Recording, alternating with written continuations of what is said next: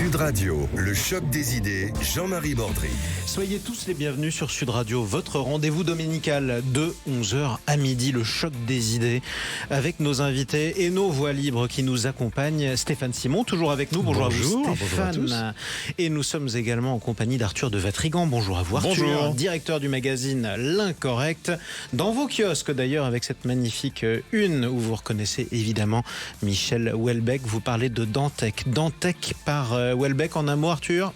Les deux écrivains rockstar, Prophète maudit également. Et en fait, il y a en 2000, le magazine Chroniqueur, pour son premier numéro, fait une avec Dantec qui pose avec le bouquin de Houellebecq Plateforme, en écrivant en provocation prix Goncourt qui recevra plus tard. Et donc 25 ans plus tard, on le met en miroir avec cette fois-ci Houellebecq qui rend hommage à Maurice Dantec. Et c'est ainsi que la boucle est bouclée. Chers amis, aujourd'hui, une fois n'est pas coutume dans cette émission, nous allons parler cuisine, gastronomie, faim, tradition.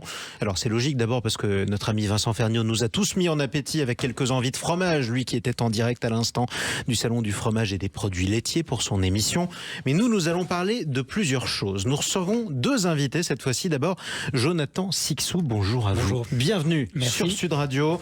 Vous publiez Triompher en festin, une histoire de France en 20 repas. C'est publié chez Perrin. Vous nous expliquerez ce qu'on mange et ce qui nous dira de qui ou pour qui plutôt on vote. C'est pas très français ce que je viens de dire, mais je crois qu'on a à peu près compris l'idée. Nous sommes également avec une autre invitée qu'on connaît bien, même si en général elle intervient une heure plus tôt le dimanche sur Sud Radio chez Vincent Ferniaud. Il s'agit d'Emmanuelle Jarry. Bonjour à vous. Bonjour. Bienvenue. Vous venez nous parler de cette nouvelle formule de votre excellent magazine. C'est meilleur quand c'est bon. Vous avez testé 50 glaces, vous nous en parlerez. Le top des chips aussi. Et on parlera tout simplement du sens de la gastronomie, de l'alimentation, de la faim des Français. Quelles sont les nouvelles pratiques?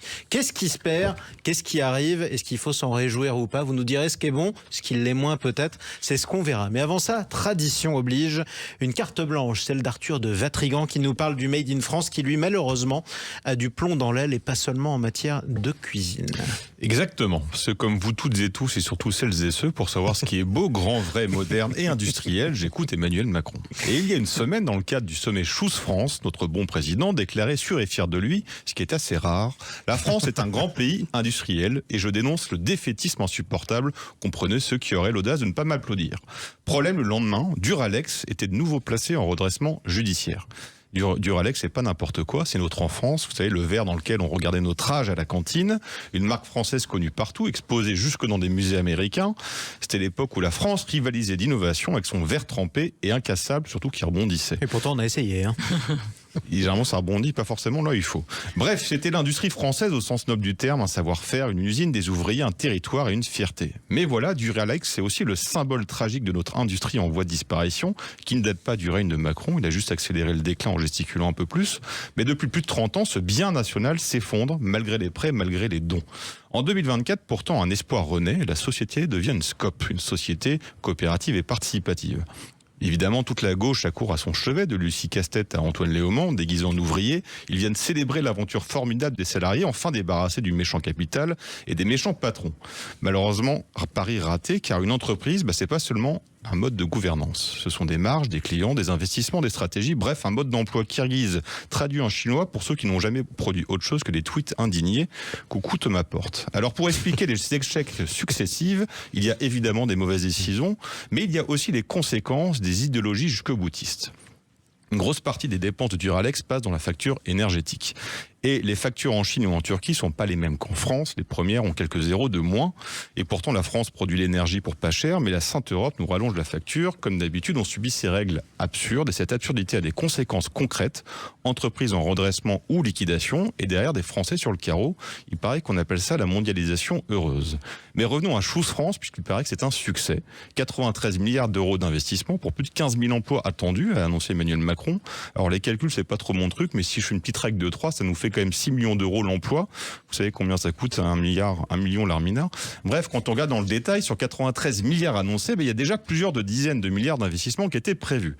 Et alors là, c'est peut-être probablement mon côté réac, mais disons, je préfère la France de la Pérouse, celle qui a envoyé son savoir-faire dans le monde, à cette France qui attend que le monde vienne à elle lui expliquer ce qu'il faut produire chez elle. Et j'ai du mal à me réjouir d'une attitude de pays sous-développé, d'autant que je trouve un poil suspect, mais là c'est mon côté conspi, de venir nous sauver avec notre énergie, nos aides publiques, nos fonciers, nos infrastructures, car pour finir avec Duralex, passé de main en main, l'entreprise a atterri un jour dans celle d'un Turc. Et qu'a fait le camarade? Il a envoyé les moules, les machines, les verres par container direction Constantinople, qu'il a fait racheter 20% de leur valeur.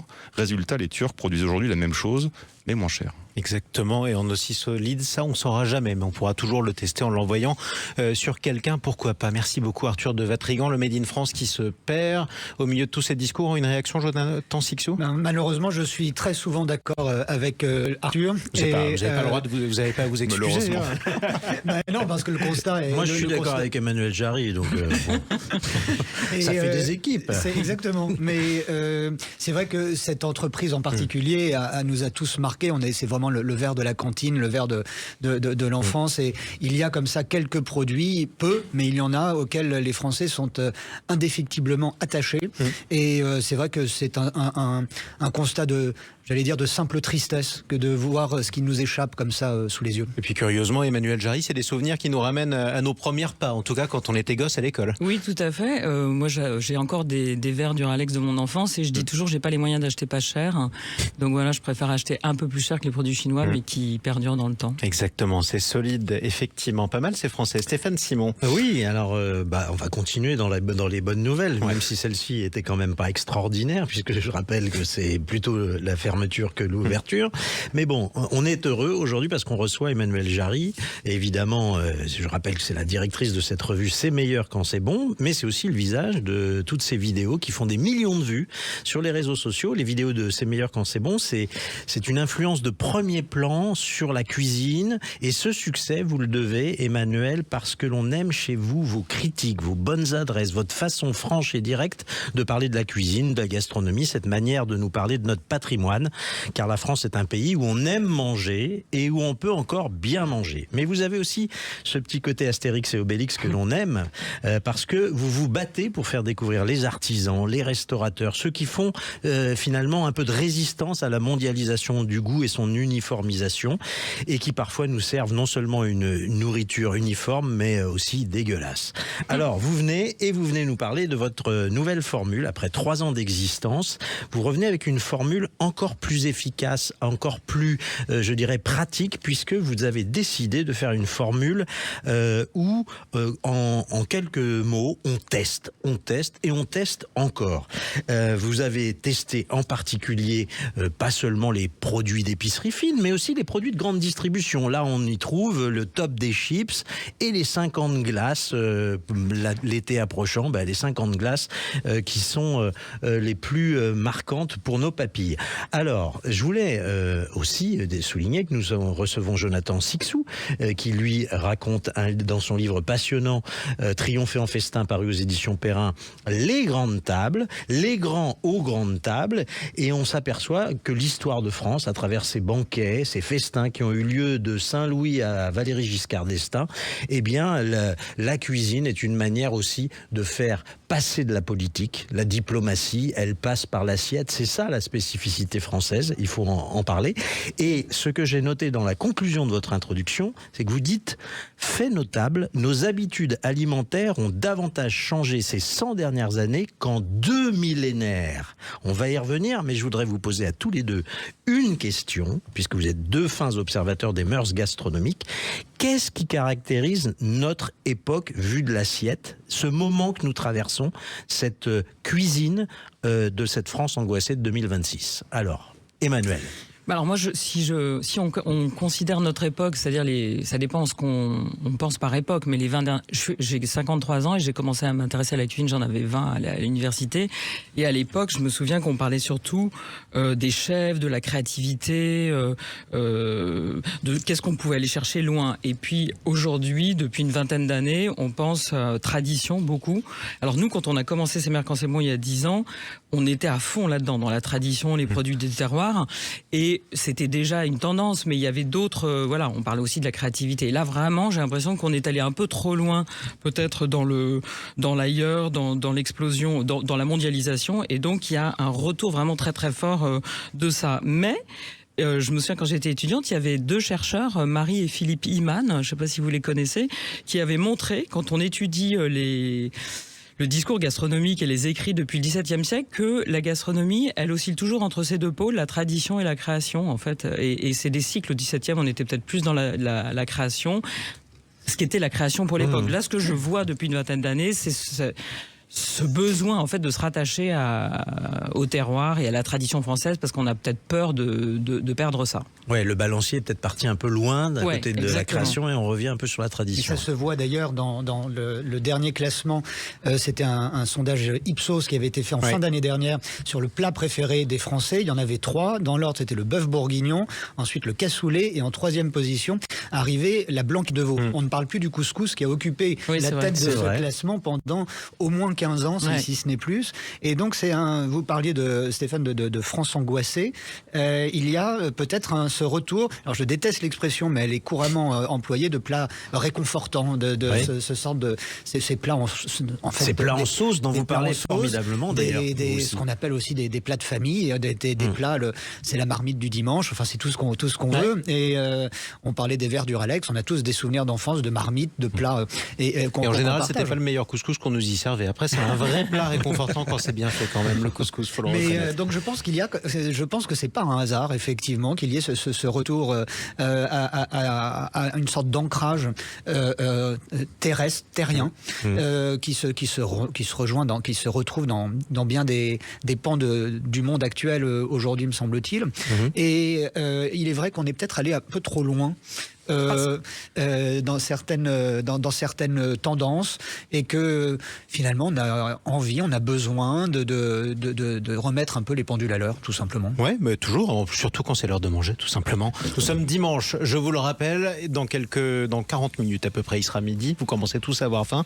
On continue à parler de la gastronomie, de l'histoire de la gastronomie française, des nouvelles pratiques, de ce qui se fait de mieux, avec nos deux invités, Jonathan Sixou pour son livre Triompher en festin, une histoire de France en 20 repas, c'est publié chez Perrin. Et puis nous sommes avec Emmanuel Jarry pour la nouvelle formule de cette revue excellente, c'est meilleur quand c'est bon. Restez avec nous, on se retrouve dans un instant. Qu'est-ce que notre assiette dit de nous? C'est ce qu'on va voir avec nos invités. À tout de suite sur Sud Radio. Sud Radio, le choc des idées, Jean-Marie Bordry. Un banquet gaulois aujourd'hui, une fois n'est pas coutume, ce dimanche sur Sud Radio dans le choc des idées de 11h à midi. Qu'est-ce que nos pratiques culinaires disent de nous? Qu'est-ce qui se perd? Qu'est-ce qui arrive? Est-ce qu'il faut s'en réjouir? On en parle avec nos deux invités, toujours avec Stéphane Simon et Arthur de Vatrigan. Nous avons le plaisir de recevoir Emmanuel Jarry, directrice de cette revue C'est meilleur quand c'est bon, et Jonathan Sixou, auteur de ce livre Triompher en festin, une histoire de France en 20 repas. C'est publié chez Perrin. On va pas parler de soft power quand on parle de la diplomatie de l'assiette. Non, on va être d'abord très concret. Que dit de nous notre assiette? Parce que dans votre nouvelle formule, Emmanuel Jarry, vous nous parlez des 50 glaces que vous avez testées. Cette formule est une formule très proche du consommateur en fait.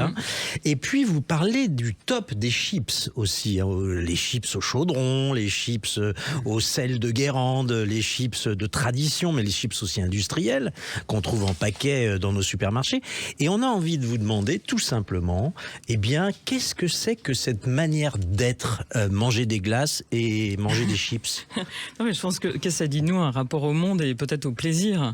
C'est vrai que quand j'ai parlé à certaines personnes qui nous connaissent pour nos vidéos, que j'ai dit qu'on allait faire un test sur les chips, on m'a dit mais comment ça, les chips, c'est affreux, c'est de la junk food. J'ai dit pas du... Alors, quand bien même ça le serait, il se trouve qu'on en mange tous et on adore ça. Et donc on peut aussi se faire plaisir de temps en temps.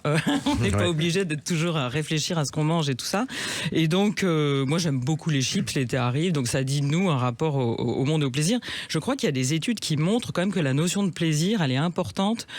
Donc ce qu'on ingurgite évidemment, c'est l'aliment, c'est la santé, mais le plaisir qu'on y prend, c'est aussi la santé. Mon grand-père, quand il avait 85 ans, il avait fait déjà 3-4 infarctus et son médecin lui avait dit continuez à prendre un whisky à l'apéritif, ça vous fait plaisir parce qu'à votre âge, ça vous sauvera plus que d'arrêter et d'être frustré.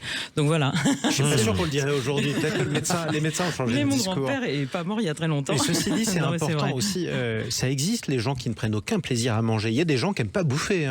Et chez qui c'est infect quand on vient chez eux. Il suffit de voir aussi comment les gens mangent, décortiquent leur assiette. Ça, c'est quand même assez intéressant. Et il y a quelque chose de très intéressant, c'est de voir que cette notion de plaisir dont vous parlez, elle a évolué avec le temps. Parce que quand on est plongé à la table de Saint-Louis grâce à vous, Jonathan. Qu'est-ce qu'on voit au retour des croisades? Eh bien, c'est des amoncellements de viande rôtie. Alors, c'est des chapons, c'est des pâtés de pigeons, des chevreaux, des grands oiseaux tels que les paons et les cygnes qu'on n'oserait plus manger évidemment aujourd'hui.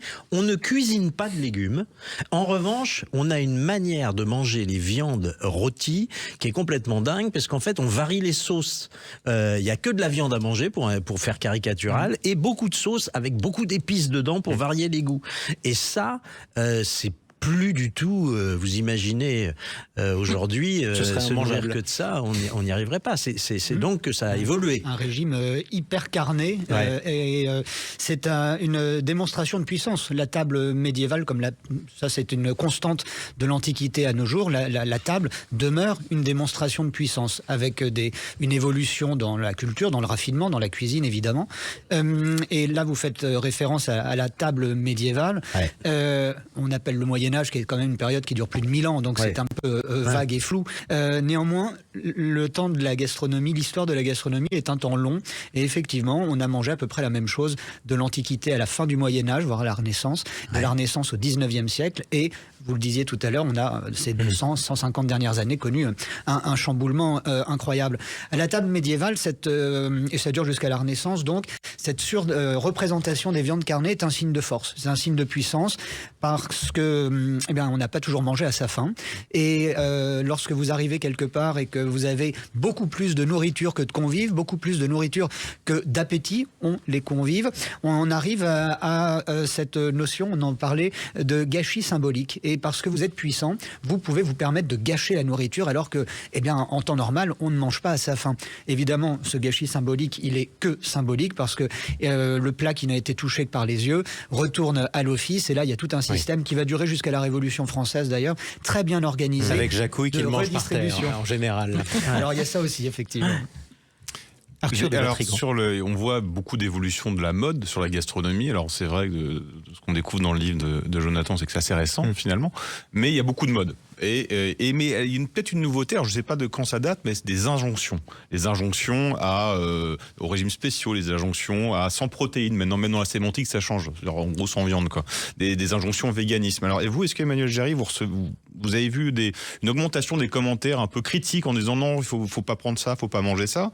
Et vous, Jonathan, il y a un chapitre qui est exceptionnel dans votre livre, c'est le siège de 70, où toute la ménagerie, toute la jardin d'acclimatation y passe, surtout avec des pâtés de pieds d'éléphant, c'est quand même merveilleux. Et on se dit que finalement, ces injonctions, c'est quand même le privilège des pays riches qui s'ennuient un peu. Ah oui, sûrement. C'est vrai que c'est. Mais alors, donc pour répondre directement, oui, on a des injonctions dans les commentaires de nos vidéos en permanence.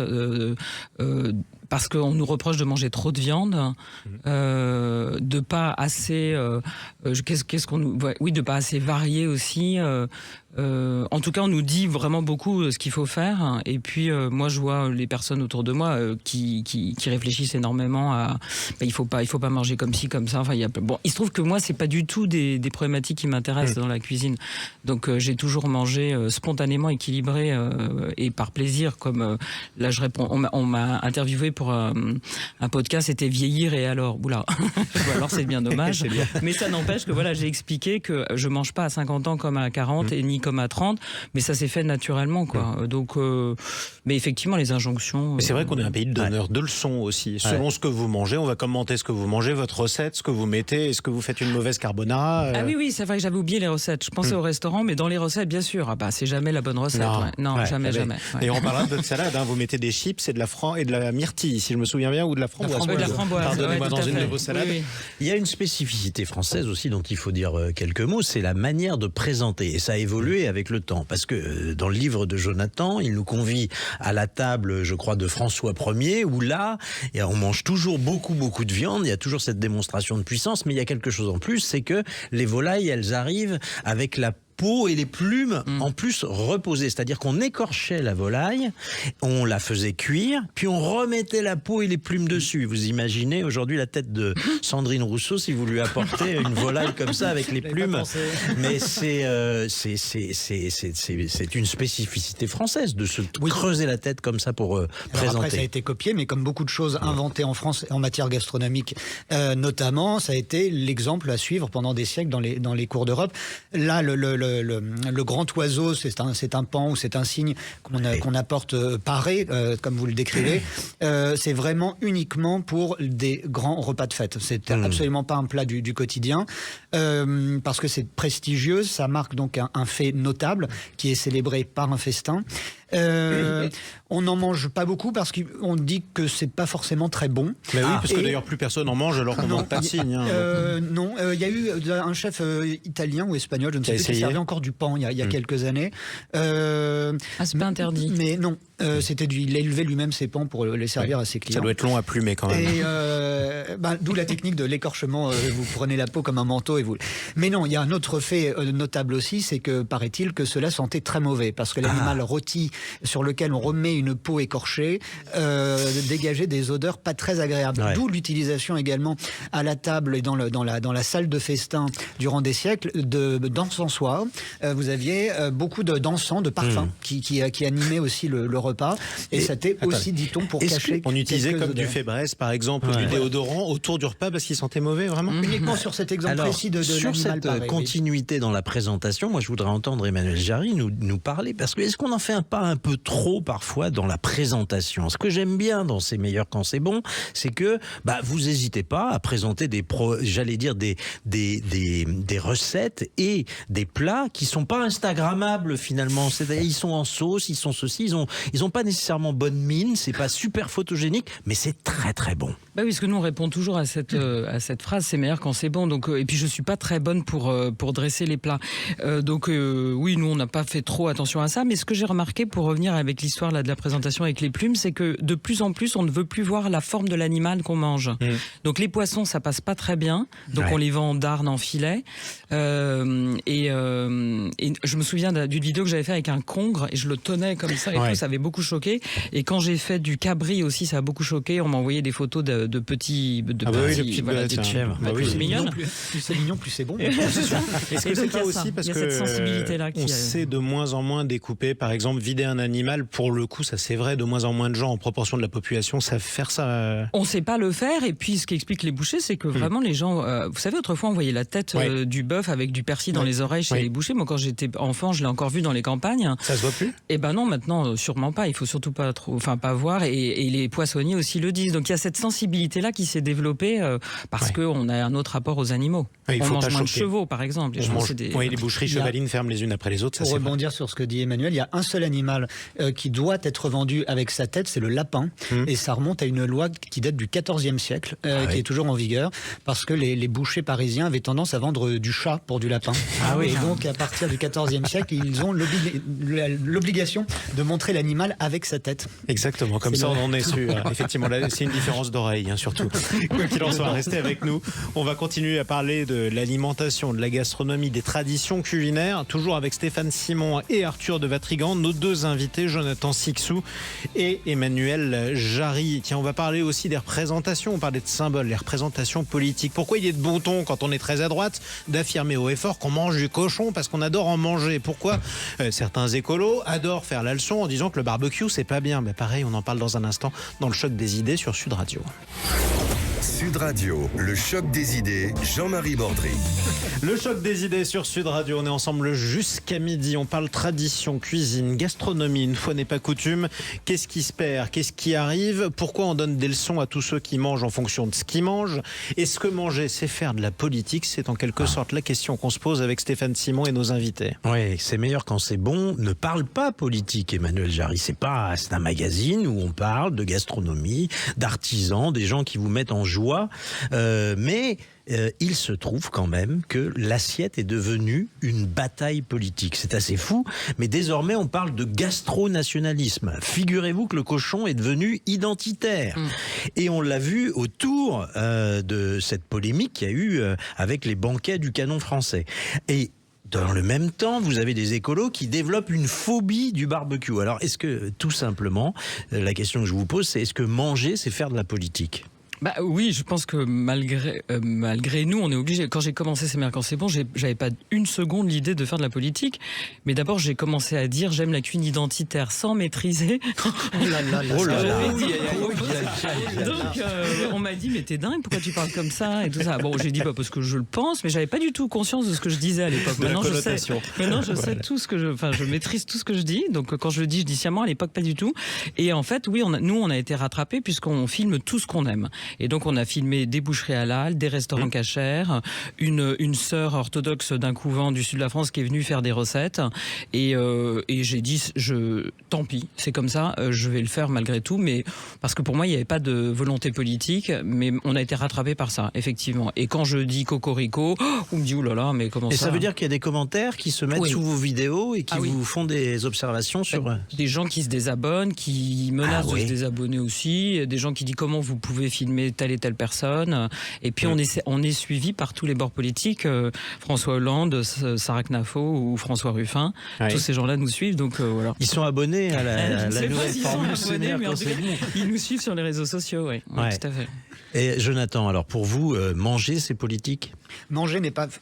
Selon moi, non, pas du tout. Mais on voit bien qu'il y a une crispation dans la société actuelle qui fait que tout est devenu politique jusqu'à l'assiette. C'est devenu un enjeu identitaire, pour le coup. Je suis venu avec deux petits acronymes. Je ne sais pas si vous savez ce qu'est l'UPAFA. Non. L'UPAFA, c'est l'Union des professionnels de l'alimentation française antifasciste. Et puis, il y a également le GRA. Alors, c'est un peu comme l'andouillette avec plusieurs A, c'est GR3A. C'est le groupe de recherche en art alimentaire antifasciste. Et j'ai sa doctrine, ces deux lignes. Former un rempart gastronomique progressiste de gauche et écologiste en réaction à l'accaparement de la gastronomie par l'idéologie réactionnaire. Oula. Et du coup, c'est quoi les recettes ? Alors, pour le moment, il n'y en a pas. Vous avez en tournée en France en ce moment un spectacle qui est d'ailleurs financé par les DRAC, etc., qui est la pasta antifasciste. Un spectacle qui est donc la comédienne fait des pâtes et puis on mange la pasta après le spectacle. Si c'est bon, écoutez, pourquoi pas, après tout. Oui, mais enfin, c'est l'idée si vous voulez, l'idée de faire de l'assiette un combat. Déjà, l'emploi du mot fascisme est quelque chose qui est complètement à côté de la plaque, déjà. Oui. Et faire de l'assiette un étendard politique, c'est quelque chose qui est invraisemblable. Que ce soit politique, dans le sens de la représentation diplomatique, quand un chef d'État est reçu à l'Élysée, par exemple, la table française est la table française. Mais c'est pas tant politique que pour le coup, effectivement, identitaire au sens le plus large du terme. Mais que chacun soit lui-même investi parce qu'il va à un banquet français, un canon français, ou parce que il décide de faire un cochon grillé pour son mariage, je comprends pas que ça devienne à ce point un tel objet de crispation, en fait. Arthur de Vatrigan. J'ai volontairement provoqué, parce qu'il paraît que d'après Jean-Marie, le cochon aime droite. Est-ce que la gastronomie... Tu dis ça, moi ? Je plaisante. Est-ce que la gastronomie aujourd'hui ne l'est-elle pas nécessairement, dans le sens où qu'est-ce que la gastronomie ? Ça commence par un souvenir, c'est une émotion d'enfant, une madeleine, on se rappelle de quelque chose. Un souvenir, c'est forcément réac. C'est une transmission. Les recettes, on transmet et puis on les transmet mais à une seule personne, parce que et puis généralement quand on meurt, parce que sinon il faut pas le dire avant. Et puis c'est le rayonnement. C'est peut-être la gastronomie, peut-être le dernier endroit où la France rayonne encore dans le monde, où la France inspire et les chefs sont demandés. Et puis voilà. Donc c'est peut-être ça rentre beaucoup en contradiction avec des valeurs antifascistes. Oui, parce que effectivement, et on voit que c'est aussi l'objet de crispation entre les écolos, les antifascistes de l'assiette, etc. Il dénonce ce qui fait le propre de la gastronomie, c'est-à-dire un terroir, une région, une identité. Et effectivement, c'est là où vous avez effectivement, comment dire, les nowhere et les somewhere. Vous voyez, les gens pour qui la mondialisation passe aussi par l'assiette. Il n'y a pas de spécialité française, il n'y a pas de gastronomie française, ce qui est évidemment faux.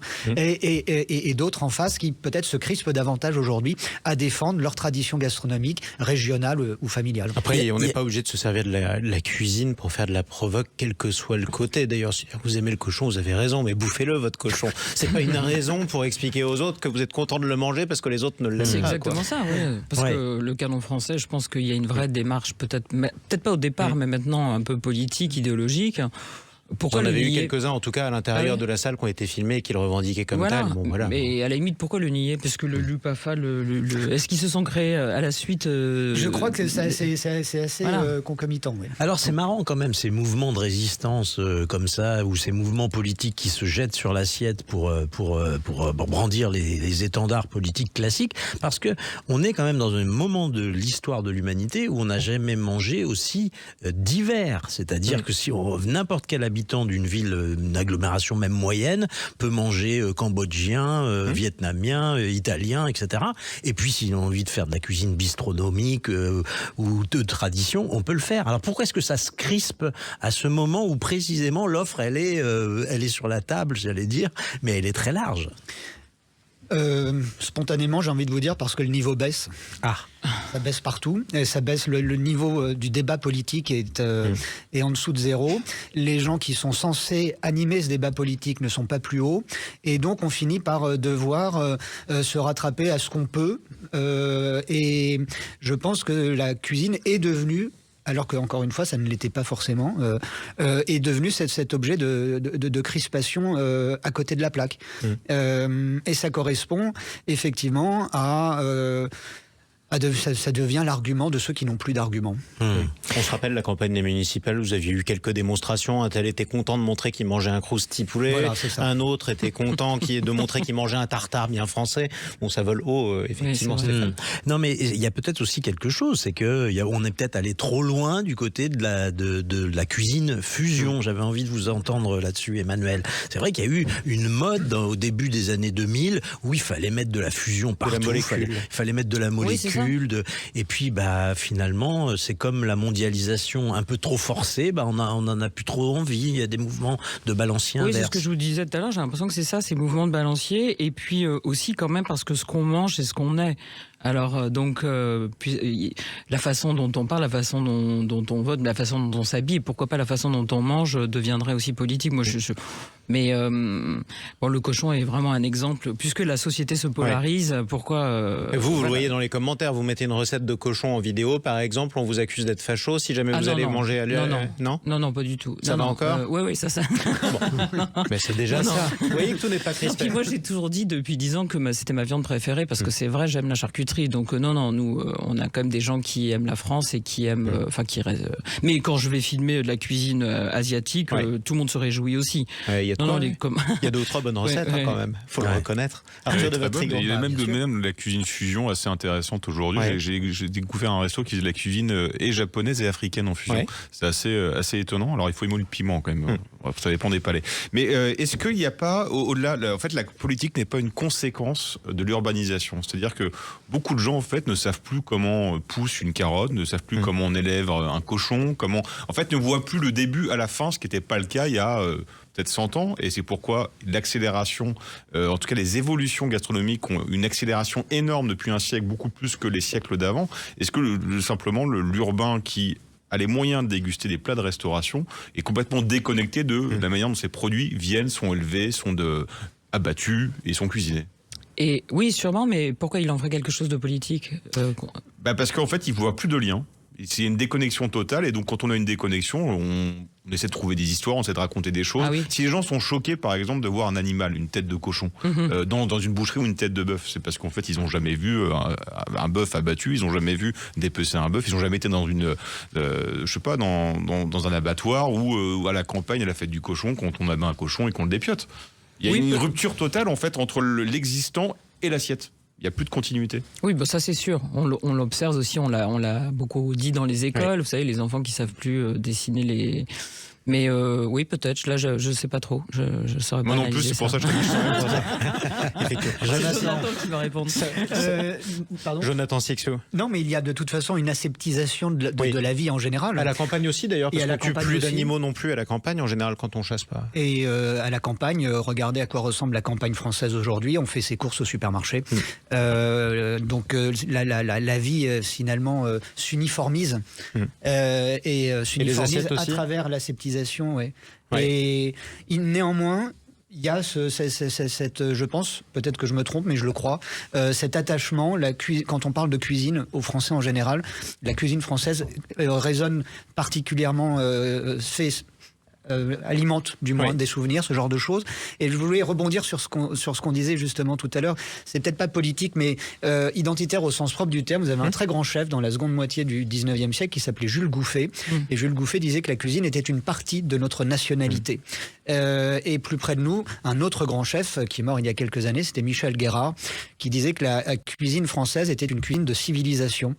Et il y a deux cuisines de civilisation. Vous parliez de la cuisine asiatique, c'est la cuisine chinoise. Quand nous étions encore chasseurs-cueilleurs, eux avaient des philosophes et des empereurs qui écrivaient déjà des recueils sur la gastronomie, qui théorisaient la gastronomie.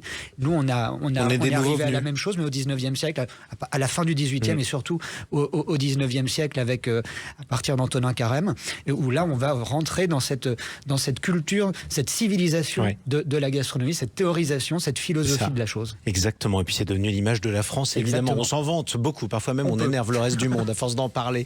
Allez, restez avec nous, on va parler, parce qu'on est quand même dans le choc des idées, de totalitarisme alimentaire. Ce sont les questions que posera Stéphane Simon dans un instant. Faut-il arrêter de surveiller l'assiette des autres? Qu'est-ce que ça dit de l'évolution de notre société? On en parle avec Stéphane Simon, Arthur de Vatrigan, avec Emmanuel Jarry et avec Jonathan Sixou. À tout de suite sur Sud Radio.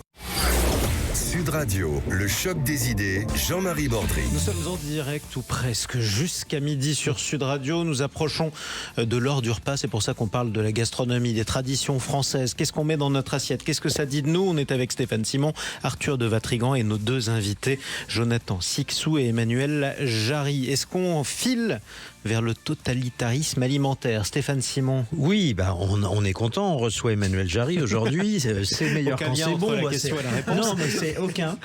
Mais ce que je veux dire, c'est qu'il faut comprendre d'abord que Emmanuel, dans cette revue, elle parle de cuisine sans en faire tout un plat. C'est ce que je disais tout à l'heure. Je trouvais que la formule était adaptée. En fait, ce qui est bien dans cette revue et dans ce que vous portez, c'est que vous vous moquez un peu de l'air du temps, de toutes ces angoisses contre le gluten, contre les kilos en trop, contre la cuisine en sauce. Vous avez, une approche qui est très agréable, qui nous décomplexe devant l'assiette. Et j'aimerais savoir, on va pas citer de nom, mais quand vous entendez ces députés X, Y ou Z qui nous font la leçon parce que vous mangez de la viande, etc., et vous n'avez pas juste envie de leur dire, vous pouvez pas vous occuper de vos choux, comme on disait autrefois? Oui, si, bien sûr. Nous, on est... Bon, moi, je regarde pas comment... Enfin, j'aime bien décortiquer comment les gens mangent par curiosité, mais j'emmerde personne. Et puis, si quelqu'un est végétarien, je suis capable, chez moi, alors que j'adore le saucisson, le bœuf et tout ça, de faire un repas végétarien. Et donc... dans les libertés, égalité, fraternité, ce que j'aime bien, c'est liberté quand même. Donc je me dis, chacun fait ce qu'il veut. Et donc, si on a envie de... On avait fait quelque chose sur les barbecues, parce qu'on a une nouvelle rubrique qui s'appelle « C'est meilleur quand c'est con ». Bon, on l'a enlevé parce que je m'étais dit, on attaque que d'un côté, je voudrais qu'on attaque des deux côtés. Mais donc voilà, dans cette rubrique-là, qui est une nouvelle rubrique humour, on essaye un petit peu, justement, ce que vous disiez, de décortiquer les travers de notre époque, quoi. Et donc, dans les courriers des lecteurs, bon là, je les ai plus en tête, je vais pas les lire, mais voilà, on essaye de prendre ça avec le sourire, parce que c'est pas si grave que ça, finalement. Mais quand même, surveiller une assiette, est-ce que c'est pas le début d'une société de surveillance? Est-ce que ça cache pas une espèce de tentation totalitaire, finalement? De toute façon, on vit sous le règne de la peur, de l'hygiénisme, qui est une vague qui nous est quand même arrivée depuis un certain temps en Europe, en provenance, je pense surtout aux États-Unis. Et effectivement, le règne de la trouille passe aussi par la trouille de l'assiette. On a peur des microbes, on a peur de ce qui fait grossir, de ce qui est gras, de ce qui est trop sucré, etc. Il y a un réel risque pour certains aliments, de ce qui constitue la malbouffe et qui est malheureusement consommé par une grande majorité de personnes en France. Mais néanmoins, ça ne devrait pas affecter l'assiette. Déjà, c'est mal poli de regarder dans l'assiette du voisin. Ah oui, ça c'est bien comme formule, j'adore. Et sinon, après, effectivement, il y a des comportements alimentaires, des décisions alimentaires, comme le ne pas manger de viande, par exemple. Vous savez, le chef, dans la règle du jeu de Renoir, il dit dans ses cuisines, j'accepte les régimes, mais pas les manies. Et je pense qu'on peut l'appliquer à tout le monde. Après, il y a des recettes aussi qui ne se font plus, y compris parce qu'elles étaient mauvaises pour la santé. santé. La cervelle au beurre noir qui se faisait il y a quelques décennies, Oui, c'est vrai. cancérigène d'ailleurs. L'aile de raie aussi. Oui, par exemple. Ah, Et c'est le ah, beurre oui, noir qui est oui. cancérigène. Oui. C'était sûrement très bon, mais du coup, on va peut-être pas Ah oui, essayer. non, mais voilà, on essaie de c'est pas dommage. s'intoxiquer avec Voilà. ce qu'on mange quand même. Arthur de Vatrigan. Dans le Val-Rouge, tout ce qui est bon est très mauvais, malheureusement. On va surveiller ce Est-ce foie. que le bien manger, parce que quand on entend le bien manger aujourd'hui, c'est quoi? C'est gluten, on va pas prendre de la farine de blé, on va prendre du petit épeautre, on va prendre du sucre non raffiné, tout ça. Mais en fait, c'est des choses qui coûtent très cher. Est-ce que le bien manger, c'est pas un marqueur de classe aujourd'hui? Oui, mais là, par exemple, on vient de partir pendant une semaine en région Auvergne-Rhône-Alpes en quête du bien manger, parce qu'il y a un festival à Lyon, là, dans 3 semaines, le festival du bien manger. Et donc, on s'est demandé, est-ce qu'on pouvait bien manger à grande échelle et pour pas cher? Et oui, alors moi, je réponds autrement. Qu'est-ce que c'est que bien manger? C'est manger local, vraiment. Et donc, d'abord, manger français. Et ensuite, là, on était en Auvergne-Rhône-Alpes, on est allé voir des gens qui alors, par exemple, les ravioles, les fameuses ravioles du Dauphiné. bon, ça. C'est des industriels. Ils ne prennent que des produits 100% français, 90% Auvergne-Rhône-Alpes. Et c'est 2 € la portion de ravioles par personne. Donc voilà, on peut manger. Et c'est industriel quand même. Donc ça peut être bien bon sûr. et industriel. Toute la France on les trouve dans tous les supermarchés. Donc ça peut être bon. Si on considère que le bien manger, c'est de manger local, parce que c'est quand même intelligent de manger ce qui est à côté de chez soi plutôt que de très loin. Donc oui, je pense que c'est un marqueur social, mais je pense qu'il y a des solutions. Il faut un petit peu se pencher sur la question, quoi. Ça vient pas comme ça. Mais aujourd'hui, dans les supermarchés, comme vous disiez, Stéphane, tout à l'heure, on a voulu aussi parler des produits d'agroalimentaire, pas que des produits d'artisans, même si on adore ça, mais parce qu'il en faut pour tout le monde. On trouve quand même des choses. Les industriels se mettent un peu au diapason quand même. Il y a des bonnes choses. Donc. Il y a une manière de faire de la politique dont vous rappelez, Jonathan, qui est assez amusante, c'est que aussi on peut devenir un bienfaiteur. La légende d'Henri IV, c'est juste parce qu'il a imposé la poule au pot le week-end, qui est devenu après le poulet rôti. Donc la politique, même si on n'aime pas qu'elle se moque de ce que l'on a dans notre assiette, elle est jamais très loin finalement de l'alimentaire. Oui, et il est un point que nombre, pour ne pas dire la totalité des chefs d'État aujourd'hui dans le monde ont hérité de la table française. On le doit à Talleyrand, qui invente le repas de travail. Jusqu'à Talleyrand, donc jusqu'aux années 1800-1820, le festin est organisé pour marquer un événement, le passage d'un avant à un après.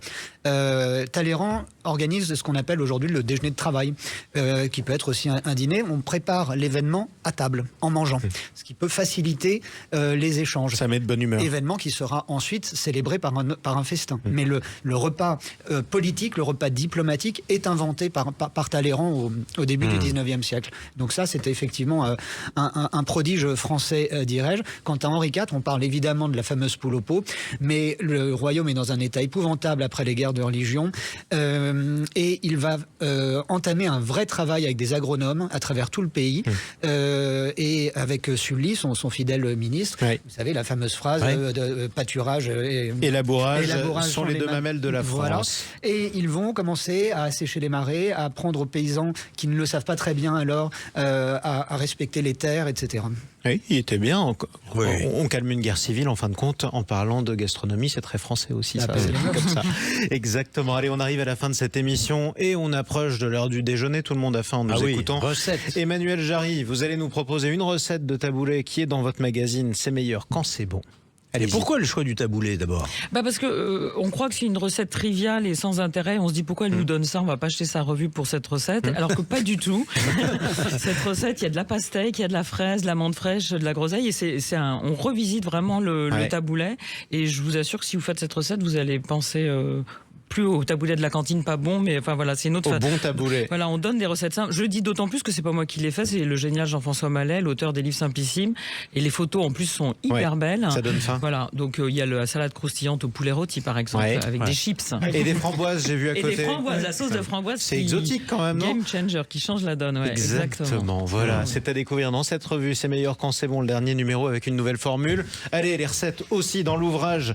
Il faut s'abonner à cette revue. Oui, exactement. Jonathan Sixou, triompher en festin, une histoire de France en 20 repas. C'est chez Perrin. Vous allez nous parler de votre recette de pied d'éléphant qui date du siège de Paris par les Prussiens en 1870. Oui, alors c'est pas une recette qu'on peut faire ce dimanche pour le manger tout de suite, parce Non, que vous pouvez la préparer le samedi soir pour le dimanche, dimanche prochain. Il faut cuire longtemps. Ça cuit une dizaine d'heures. Vous fendez le pied d'éléphant dans la longueur, vous le faites blanchir, et puis après vous le faites braiser avec une rasade d'alcool, des gousses d'ail, et vous scellez bien le couvercle, et vous mangez ça avec des petits piments que vous avez bien fait griller à côté.